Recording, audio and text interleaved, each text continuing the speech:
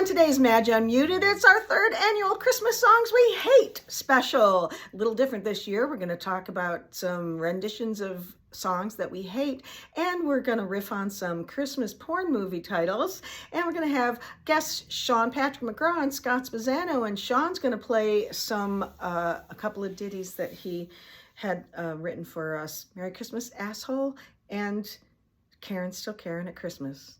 Join us.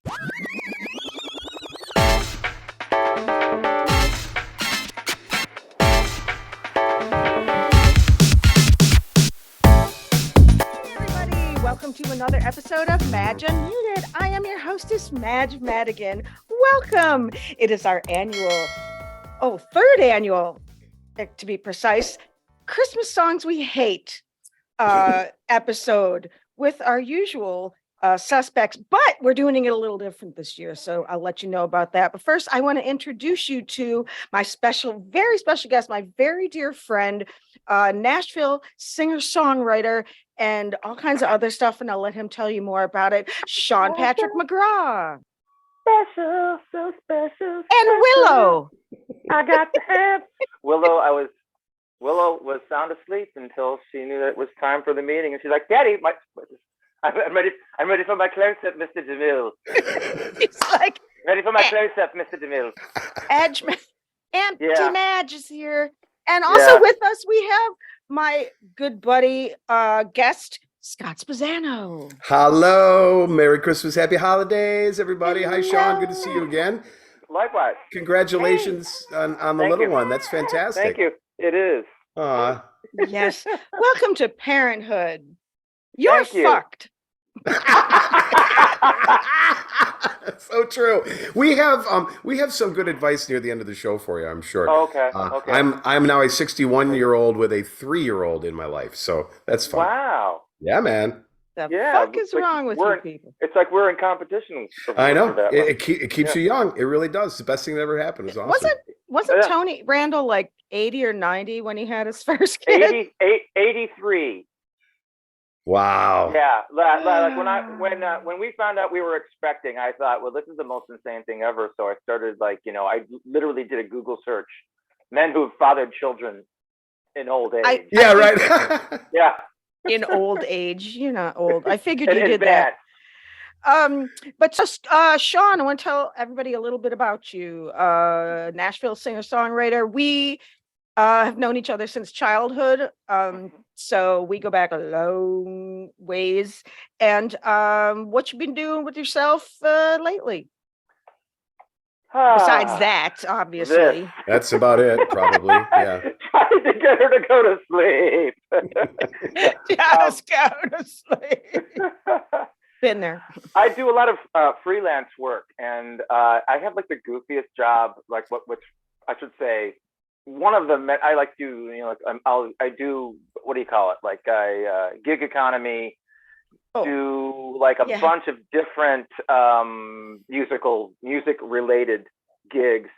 And lately I'm mostly busy. I write for a couple different companies that do custom songs. Mm-hmm. And so people, they hire me to write, like right now I'm busy with Christmas songs, specifically tailored to people. And which is the goofiest job in the world, but it's actually a lot of fun because I get weird with it. Like I'm writing one right now that is it's a Christmas song from like 2 little kids to their grandmother, and the information that they gave me was just so, none of it made sense together. So I just wrote this song. I'm like, it just sounds like something that, like, oh my God, whoever wrote this is going to be tripping on acid. No sense at all. Well, that's what we're going to ask you. Is how do you come up with this stuff? Like, I know you've written theme songs or scores. I don't know which, for like Hallmark movies or Lifetime or whatever. So what do they give you? Like, do they give you like a guideline and say, put it in a sad key? Yes, they do. And they get, like, they'll say, they'll give you like a vibe. They'll say, we want down tempo, a sense of yearning. Sensitive yearning? Some sort of. Urinating. No, I think he said the scent of urine. Oh, scent yes. of urine. Mm-hmm. Yeah. And despair. Make it smell. That's how the Pogues came up. A sense of urine and despair. And despair. Great band. No, it's interesting because like a lot of times you'll get like that. I'm sure that whoever employs you, that the upper ups will be like, they try to describe it and then you try to capture that sound. Did they ever throw it back at you like, nah, that's not what we said? Yeah. Fortunately, I usually get a second chance. Most of the time, it's just like, yeah, whatever. Next, you will go on to some, or usually the answer is, hey, we loved your song, but the director has a brother who wrote something for it, so thank you anyway. I've gotten bumped by family so many times, and it's just part of the gig. That's part of the gig. I think you're fantastic at it. That's why we asked you ahead of time to come up with a couple ditties for us, and those will be coming up in a minute. And ditties they are. Oh, I cannot wait. I gotta tell you, this you have song. To claim responsibility. This first song. I will. Madge, this first song I played on my radio show on 98.9 The Buzz. Sean, I debuted it on the radio show, and people were calling me asking, where do I get it? I want to play it for my coworkers. It's so much fun. I'll put it up on, I'll put it up on SoundCloud today then, so that they can stream it. Yeah, we'll link it for you. We have it on. It's one Rochester, New York morning radio show. Yeah, heard by tens. Now, yes. Hey, I got a question, Madge. Now, the first song you wanted him to do, you came up with this idea, and why? How did this come about? I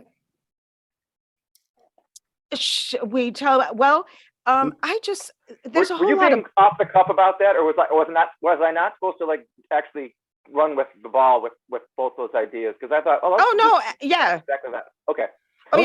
No. I was telling Scott, I'm like, let's have him come up with some ideas because he's fantastic with this. And I'm like, how about a very Karen Christmas? Because I have dealt with so many assholes lately, and you see that everywhere. And I dealt with one just yesterday. I said, especially Karen at Christmas. So that was a good one. So that was the first one we were gonna give a listen to. Yeah. So shall we debut it on Madge Unmuted? We shall. Ladies and gentlemen, as the DJ, here he is, Sean Patrick McGraw, and Karen, still Karen, at Christmas. She tells the band to play a song that she can dance to. And if that's Wagon Wheel, well, that's all right with her. She's drinking White Claw and singing along to her favorite Journey song. Karen's still a Karen at Christmas. Well, the mall is pretty crowded round this time, so she cuts ahead of brown people in line. The one with bob cut hair, that's her. She wants to speak to the manager. Yeah, Karen's still a Karen at Christmas. And she hates it when she hears somebody say, have yourself a happy holiday. 'Cause it's Merry Christmas, damn it. And she knows that she's right. She's dreaming of a Christmas oh so white, oh so white. Well, the numbers have been spiking around town, but she'll be damned if she'll let them keep her homebound. And she ain't gonna wear no mask. She'd rather die than go get vaxxed. Karen's still a Karen at Christmas, yeah. Karen's still a Karen at Christmas. Oh my God. How do you do that with a straight face? That's my question. Sorry. Yeah. I think. Well, did you get the sense I was trying to sing it really straight? Like, I think it's not funny if you sing it like, "Ah, this is funny." I know, no. right? Which That's I think the is best part of it. I think that's the big secret to doing anything. Like, I occasionally that's one part about the custom song gig that I love, because occasionally people do request like, we want this to sound like a joke. And the more they want it to sound like a joke, the more serious I make it sound like, you act like this is coming from the heart, and then it's just something you're saying like, Well, I'll guarantee you there'll be people out there that, because, sarcasm is a fine art. And I believe you and I, the three of us have mastered that. And, you've always been snarky, babe. Yeah. Keep it snarky, Toots. I think some people, I'm guessing there'd be a few people in different parts of there that are like, yeah. You know what I mean?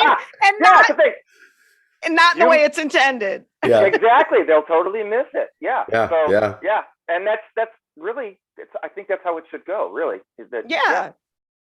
It should be over some people's heads. That's isn't that part of sarcasm? That some people are going to miss this. Yeah, that's the beauty of it. Yeah, I love it. So now that was fantastic. We're going to hear another one coming up. We are also. Did we say what else we got? So this Christmas is a little different. This Christmas special is a little different because we've always done Christmas songs we hate, and there's only so many Christmas songs. There's so many Dominic the Donkeys. Exactly. Here's the thing. Did we talk about this last year? We must have, but I still have never heard it. Like, when I was even thinking about, what am I missing as far as Christmas songs that people loathe? And when I started like doing, a couple Google searches on it, there's a Justin Bieber song that keeps popping up. And I'm like, I've never even heard that. Yeah. Have you heard that? Well, you were on top 40 when it was, Scott, when it was out, and I had young kids, so yeah. Yeah. And what we're gonna hit now is Madge asked us to come up with who had the worst rendition of a Christmas classic song. Yeah. And he definitely falls into the category. Actually, I'll hold my thought about that, and I'm going to let the lady go first because this is your idea. Once I find the one that walked by and behind you. Oh, but wait, can I first tell you just a little bit about my setup here? First of all, I forgot in the Christmas mode, I have my Christmas cocktail. I have mine. And Willow has hers. Look, I got to be honest. Okay, it's kind of like late morning, noon here. So this is kind of brunchy. It's eggnog. So that's milk. It's like cereal. It's got eggs in it. And if my hands weren't full, I could go concoct something. I can see that I have my angle here where you can see me completely and you can see the child. But I actually have a song about Zoom calls and not wearing pants during a Zoom call. I love that. I love we'll it have too. to link that. But I got this eggnog that I had at Thanksgiving and never opened, and it's gonna go bad. So I figured let's break it open and put some Di Serrano in it. So anyway, that's Absolutely. that. I got my. I've got Scotch nog. Ooh, yummy. Ooh. I've got my Christmas tree here. I don't know. Can you see? Yeah. Stack in the tree? No. Oh. Abigail had my youngest, she's now 23. She thought Shaq was hilarious when she was younger and made a bunch of ornaments of Shaq. Actually, that's just his face. I could see that. Yeah. Yeah, it's a piece of paper with a pipe cleaner through it. So and then in the back, I've got drunk Santa there, and then hockey Santa, and then of course the Syracuse Christmas stocking. So anyway, we're Christmassy. It's a little tourage of Madge's Winter Wonderland. Okay. So anyway, back here, just so you know, this is a Zoom background that I purchased for $5.99. That's right. You can do that with the Zoom thing. You can make the fake background, can't you? Yeah, I know, right? Yeah. Okay. Is it really? No, my wife went to Home Goods. It's probably $599. Oh, because I was going to say, all right, it's gorgeous though. Yeah. So anyway, let's get to what we're going to talk about. Your what you think is the worst rendition of a Christmas standard. Mm-hmm. And mine, worst rendition. Is that what I said? Mm-hmm. Yep. This is maybe an obvious, and I've said this, I think I've said this song every year. This is the third time in a row for other reasons, but Madonna's Santa Baby. With you. It's just like fucking nails on a chalkboard to me. That the baby talk thing. Yes. Yeah. It's the song is the song itself is already just cringy, kitschy, yeah, cringeworthy to begin with. Mm-hmm. Yeah, and her baby talk approach to it. I would have said that one as well. Right to you. And if you think of her singing it now, have you seen her lately? She's gotten even more weirder and what's the word? Extreme? No, space alien holding on to your youth kind of thing.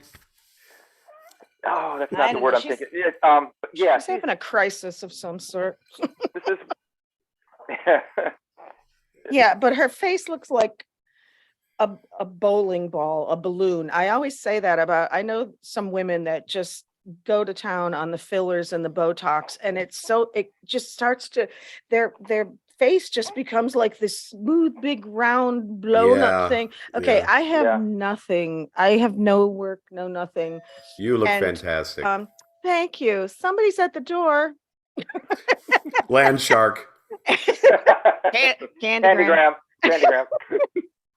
So anyway, that's what she looks No one like. expects the Spanish Inquisition. Our weapon is surprise. Surprise and surprise are two weapons. All right, you talk. I'll get that. Okay. Sean, do you have or are we going to wait till Scott gets back? I do. And, I think I have mentioned this one before, but I would say of worst renditions. And man, I feel like it's wrong for me to even to invoke his name, but because I love Frank Sinatra, but the Frank Sinatra version of Jingle Bells. Oh. Yeah. It's just so cheesy. The way it's produced is more than anything. It's hard. Jingle bells. It's like, whose idea was it to do that? Don't spell it out. We know how it's spelled. Yeah. Right? Right. And it's like, Frank, you're so much cooler than that. Why? Right. Yeah. Do you think it was one of his record company producer people that, hey, Frankie, baby, I got a great idea, babe? You would think so. Absolutely. You would think so. But man, you would think that part of the myth of Frank Sinatra is that he called his own shots a little more. But that's one thing. When I think about the music business, it's like, man, if I had known how things really work back when I was a kid, I never would have gotten into it, because it's like, you don't realize, these people, they're employees, they're especially nowadays, these artists, they're doing what they're told. So yeah. I don't know how much that would have, been the case for Frank Sinatra, but his version of Jingle Bells, it's like, oh, dude. He's like, I hear what these cats are doing nowadays, and it's really cool. So it's really happening. It's happening. Yeah, the more biopics or documentaries I watch about groups or whatever, and how these people signed all their rights away, or they became, huge worldwide phenomena, and they were broke. They had nothing. It's just like, God, why the fuck would anybody go into that business? And let alone, why would you sign a contract without having anybody look at it? But I guess when you want something bad enough, you'll sign anything. My vote for the worst rendition is Hannah Montana's version of Rockin' Around the Christmas Tree. It's absolutely horrible. If you need to have like a colonoscopy, instead of taking the diuretic, you just listen to this song and it will flush everything out of all of your orifices. I'm not sure I've heard it, but does she try and mimic the way that Brenda Lee sings it? Yeah, but exaggerated times 10. Plus, I'm a teenager and I'm going to put a little beat in it too. It was horrible back then. Yeah. It's because the Brenda Lee version already is a little over stylized, and it's like that's another like one. It's like, ooh, I would hate to say that I don't like that song because that's so her. At the same time, it's like it's in the that whole way, that affected way she has of doing it. Yeah. You know. Yeah. I actually. And actually, I like Miley Cyrus's voice. I think she's got the most unique voice ever. I agree. She's really fantastic. But man, again, it was probably another one of those Disney guys saying, "All right, Miley, got to do it like this." Yeah. And, that's one of the ones I looked at. Yeah. And it's so easy to be influenced. I mean, I've been in the position where, you know, you've got people around you and it's easy to get it persuaded, especially if you've got a couple people. Hey, you know, this would be a great idea. This would be a great idea. You could be thinking, oh, this is a terrible idea. And the thing is, with anybody who's had some success like her, she's probably had people talk her into things she didn't want to do. And then when they're a success, she goes, well, I should have, you know, I'm glad I took their advice because it worked out, but you'll do it again. And they could, you know, once you get some success with a bad idea, you'll do it again. Yeah. Corey Feldman. Oh God. Yeah. Oh Jesus. All right. Poor guy. So everybody, you know, I just real quick, another one I came across, I just got to put in my bonus track is, and if you remember these two, that's a bonus. It was Little Drummer Boy. Whose version? Sorry, that Christmas cocktail coming back up for a visit. Ashley and Jessica Simpson on a Christmas special TV doing Little Drummer Boy. Wow, that's stuff of nightmares. It's because again, it was this like early 2000s. So it was Jessica when she was, you know, is this tuna or fish? Right. Or chicken, whatever. Right. And then Ashley, you know, so she was prim and proper, and Ashley was like rocker girl. Remember, like she tried to be like an Avril Lavigne knockoff. So they got Jessica all in, you know, church clothes, and Ashley is just in some big long, you know, good flannel girl, shirt. girl thing. Yeah, and it's just like regular classic, and Ashley standing there going like grinding this. away. So I'm like, kind of in the same vein. I'm not comfortable watching David Bowie and Bing Crosby sing together. You know, that's definitely creepy. Yeah. The video, I love the song, but the video creeps me out. I don't know. There's something off about it. It was morbid. It's like you just get a feeling like, yeah, these guys don't want to be hanging, you know. But yeah, I hear you. The label said it was a good idea again, you know. Well, I mean, it was a great idea.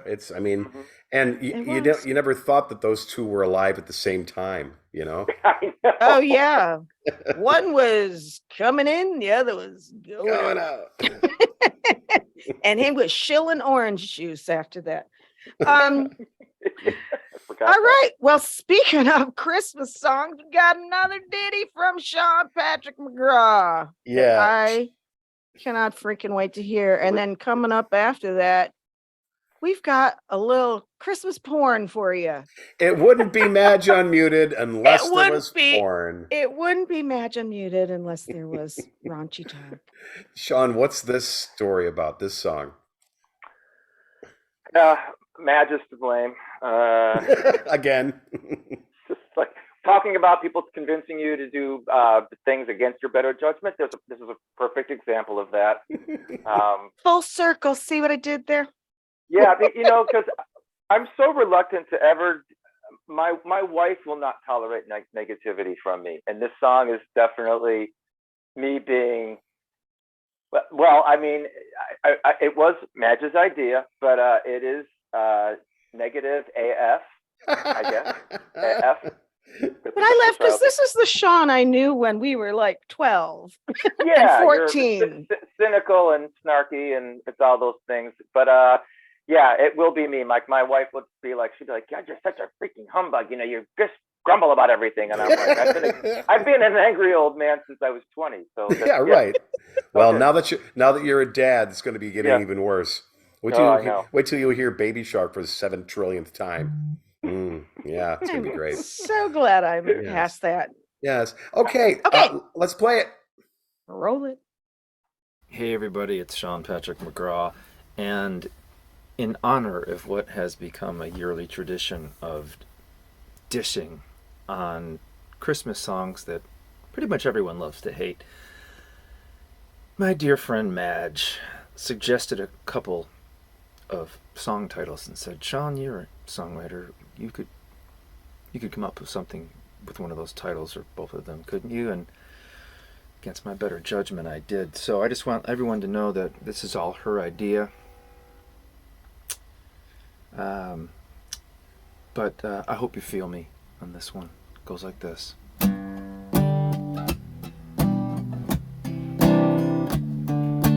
Christmas time is almost here and it's a shit show out there.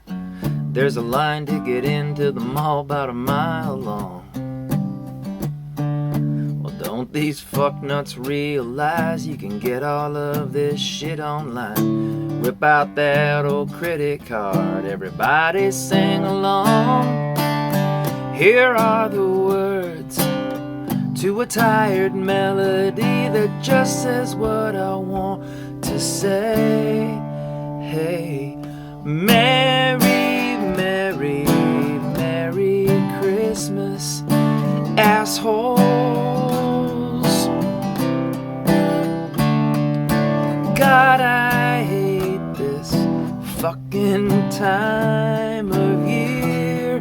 I'm stressed out and I'm broke, and all I really know is I could use a shot and a beer. Merry, Merry, Merry Christmas, assholes.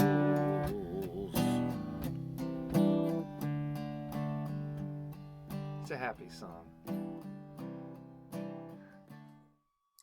And we're back after that cheery holiday song. Positivity reigns here on Merry Madge Christmas, Unmuted. asshole. That goes up there. I live near Opryland, Opry Mills, with a big shopping mall in Nashville. Oh, holy! That's what was inspired that song. I thought it was me that inspired Merry Christmas, asshole. Well, you said it. You said you said to write it, and then I go by the mall and I see the mayhem of just people going in there to go Christmas shopping. It's like, amazing. Christmas, It's amazing. Well, that was fantastic. Can I just tell you that no Christmas show would be complete without some porn? Or a Madge Unmuted show. So I thought it would be funny. 'Tis the season. I thought, the porn makes so many parodies, and I'm sure they made porn. Well, what do you know? Okay, I may or may have not seen some of these.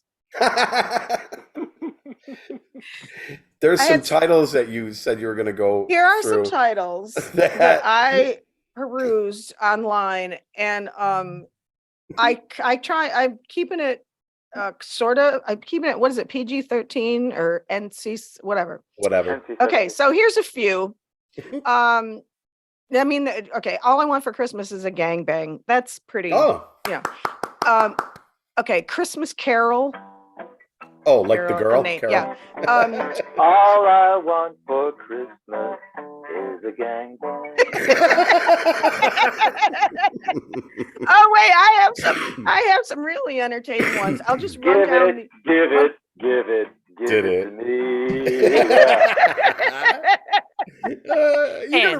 And you. It's your turn. All right, okay. I got one. How about this one? Can I do one? How about it was from 2018, so it was fairly recent. MILF on a Shelf.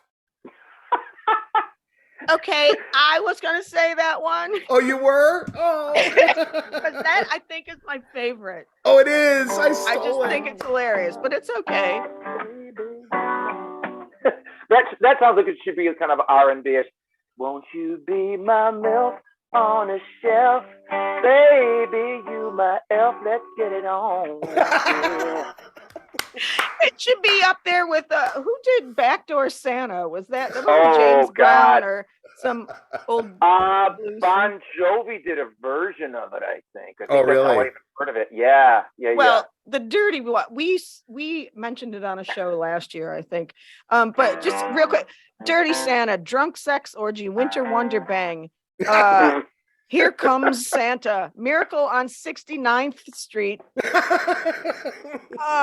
Polar Sexpress. Oh, hey. Santa Comes Twice. Wait a minute, Santa Comes Twice. Right? What?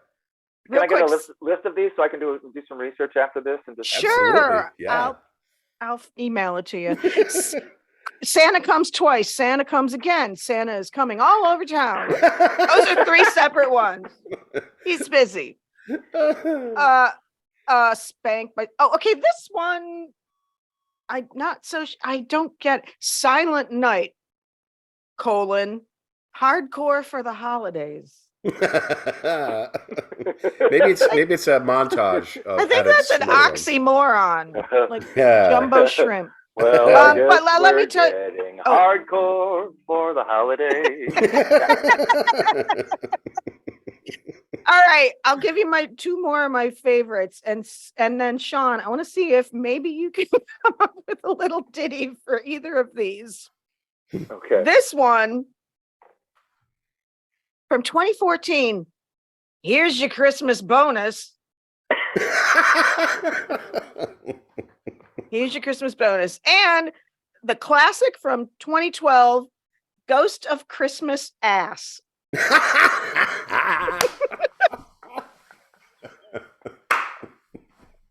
Oh, you're killing me. Oh, man. Which one do you want to do? The Ghost of Christmas Ass. Do you want to think about it a second, or the ghost? Oh, it should be like Johnny Cash. Oh, yes. There's a ghost of Christmas Ash. The ghost of Christmas Ash. How about a version of Naughty or Nice? She's getting it twice.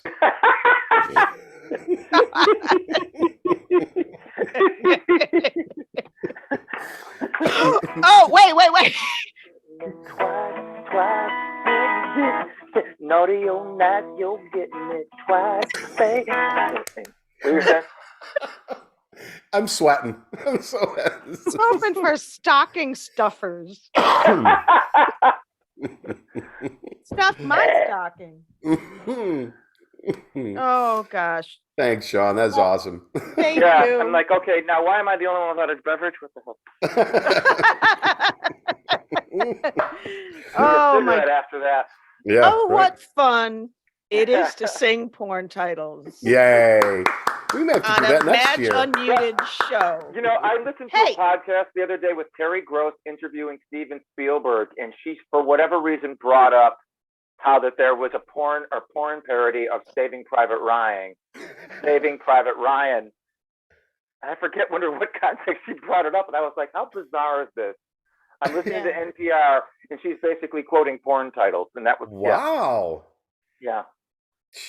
That's awesome. How did she spin that back around into a real question, an NPR question? I forget, but yeah, and then I couldn't. I think it was like Shagging Private Ryan or something was the parody of Saving Private Ryan. Anyway. Oh my God! Well, thank you. As always, so much fun. Hey, you're gonna take us out of this segment with some more of Naughty or Nice? She's getting it twice, or let's do Christmas it. Ass? Naughty or nice, naughty or nice, she's getting it twice today, or maybe 3 times. I got a little blue pill, and I know that you will. Oh yeah, baby, all night long, yeah, baby. And the thing that amazes me most is I get paid for doing this. Better now. Well, now that we've covered that, we're going to go back to family time. You know, since like I this again, she can't, you know, she doesn't process this right now, so I will use language in front of her now, but I didn't know if you were actually saying write this idea or it was like just a suggestion, something like this. Because I thought, man, if I had time, I wanted to write like something like really heavy metal, and it's like Merry Christmas, motherfucker. We have time. We'll slip that one in post production. Okay. Maybe next year. Maybe next year. Yeah. Well, hope she didn't mind the Christmas corn. That would probably be the only way that I would ever cozy up. And again, this is probably me touching the third rail again, but that would be the only way that I could ever like warm up to, what is that, Trans-Siberian Orchestra? Oh, yeah. So not my Can't do thing. that. But if you took that same sort of, you know, that heavy metal with the orchestral thing, and it had a song called Merry Christmas, motherfucker, that would be awesome. Or it could be a Rick James song, sounds like. Or that, exactly. Yeah. Wow. Like really, yeah. So this is going to be such a different Christmas for you. It still won't be, there's more to come, because now she's still kind of portable and just kind of I call it the unaware. idjit stage. I call it the idjit stage. Idjit. Idjit. They're just little idjits. You just put them down and, She's, you know, we make used to sure they call don't roll it- off the couch. yeah, we used to call it blob, but the blob stage. But so are you gonna, I know growing up in Dunkirk, we had some different Christmas traditions than other people. Now, are you all Irish, or do you have some Polish? I'm Polish too, but I'm like, yeah, everything else. Very, very Irish. Like, Oh, yeah, 3/4 Okay, Irish. yeah, I knew that, but I thought somewhere there was a little bit of Polish. Well, No, you know, Grandma my kids are McGraw was, Grandma McGraw made galupkis and pierogies and all that. Okay, I was going to say, yeah. Oh. So, but Dunkirk is notorious for its heavily ethnic Irish and Polish and German communities. No, Polish. Polish. It's like Okay. 90% Polish. Right. And we were like not outcast. No, we had did you go to St. Mary's Church? Yeah. Yeah. So Yep. we had, each ethnicity had its own church. Uh-huh. It was very much like, you know, old, a tiny New York City from the turn of the century. But anyway, so I knew they had, all the Polish kids had traditions that I didn't stand at all. So, Like what? did you Well, some have of any of this? I love the day before Easter one, the Święconka, Yeah. which is not a kid's thing, but it's an adult thing. That's Yeah. like, how Well- did I not celebrate that until I was, you know, older? Right. Well, Yeah. isn't that how the Christmas is called? Wigilia or something?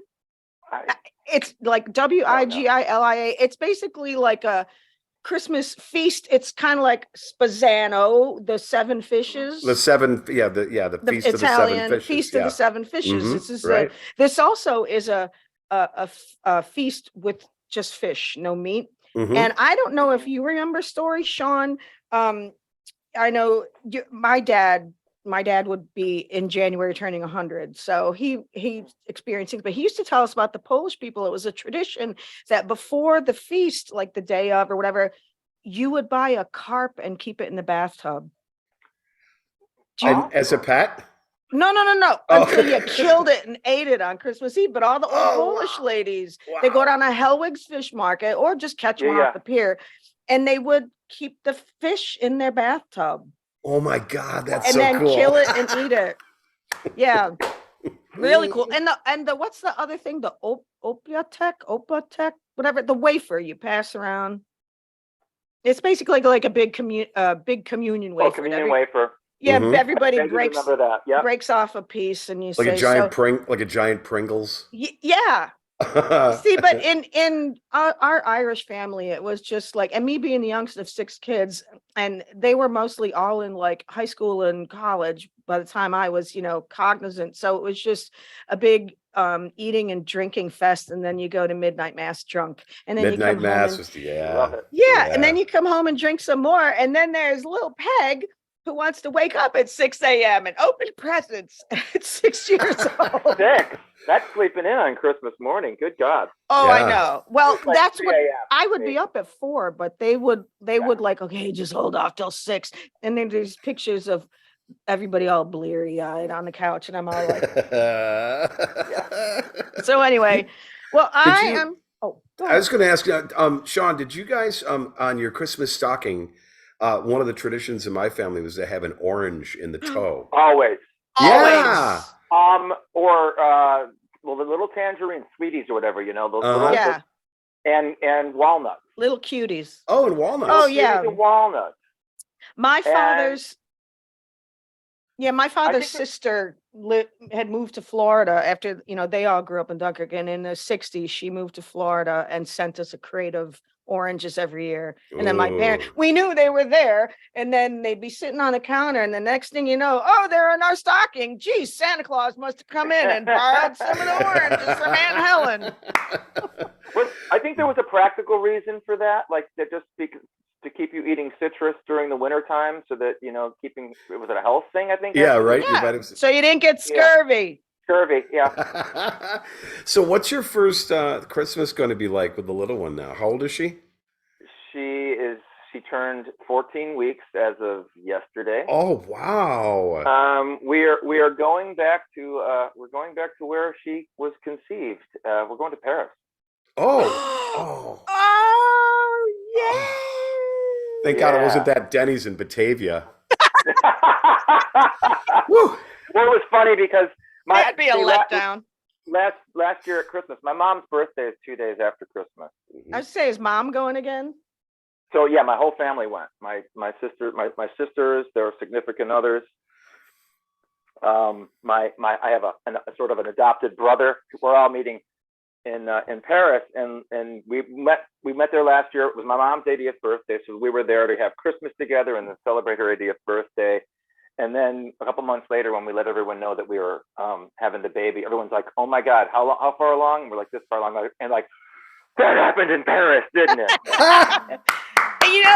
What I gotta tell you, Sean, it was killing me when John and I have a bar, you guys know, and we had Sean scheduled, because we schedule out the music a year ahead of time, as the musicians need to do. We had Sean scheduled, and this is here in New York, and we had Sean scheduled in August, and he does a little swing through Western New York, Central New York, in the summertime, and we scheduled him in, I don't know, January or something, whatever.